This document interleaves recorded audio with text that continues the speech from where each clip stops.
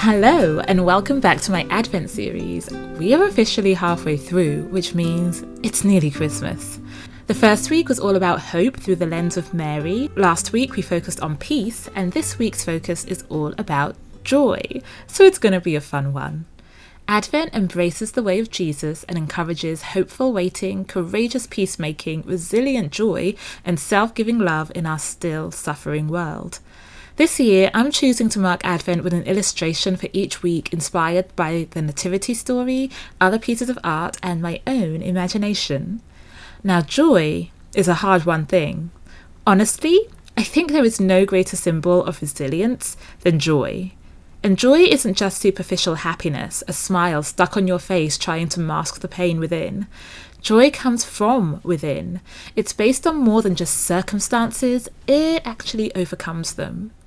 When I thought about which part of the Nativity story best reflects this joy, it had to be the angels. And also, Joy to the World is one of my favourite Christmas carols, so I had to create something for the angels in this series. When I envision what the heavenly host looked like proclaiming their joy of the world being born, a rigid Church of England all-boys choir just wasn't cutting it for me. If these angels were having a party, then I knew there just had to be dancing involved. And in my humble opinion, nobody does singing, dancing and celebrating better than an African choir or a gospel choir. And yeah, maybe there was a mix of styles in there. Maybe they started with a little Handel's Messiah and blended it seamlessly into some Mariah Carey Joyful Joyful. All I know is it was a party. It was a racket. It was a multitude. They were making noise. Thousands upon thousands of voices, perfect pitch, perfect harmony. It must have been glorious. Of course, I'm not going to draw the thousands. I'm going to draw a representative for each group that I believe was there. So I'm going to draw a singer, a dancer, and a musician who just happens to be a drummer. And we'll have to let our imaginations fill in the blanks. I guess the question you're probably asking is, why gospel music? Aside from the obvious of it just being a good time, gospel music is born out of suffering and hardship, out of the long wait, the difficult circumstances, and the still suffering world. It is not reserved, it is full-bodied, involving clapping, dancing, shouting, and tears, the whole gamut of human emotion. It is also a collective sound. The power is in the multitude of voices united in a single, unshakable truth. Gospel joy isn't about ignoring pain, it's about singing through it. It acknowledges the storm, but declares the victory anyway. It is a resilient, defiant joy. That's what I believe the angels brought to the shepherds. They didn't show up with a small string quartet for contemplation, although there is a time and place for that. They brought a loud, undeniable, glorious choir that served as a divine reality check, that no matter how dark your field is, God is acting, and that is a cause for thunderous joy.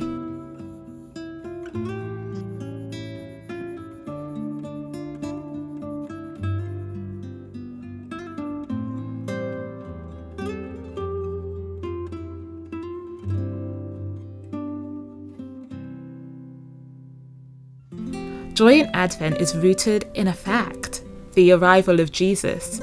It's not dependent on our feelings or our circumstances. It's an objective reality that Christ has come to reconcile the world.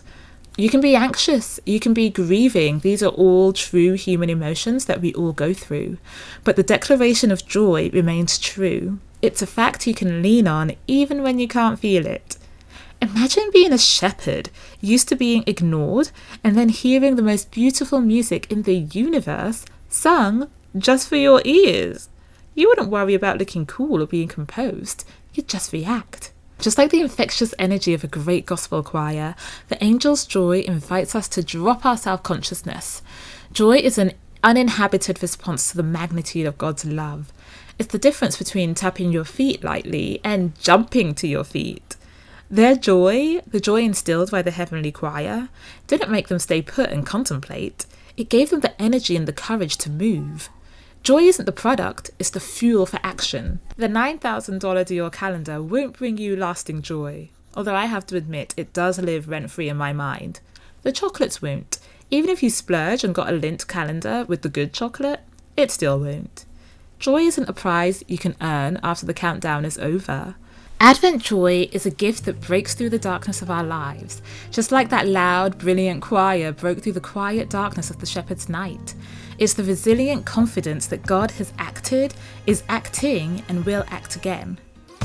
Joy to the world, the Lord is come.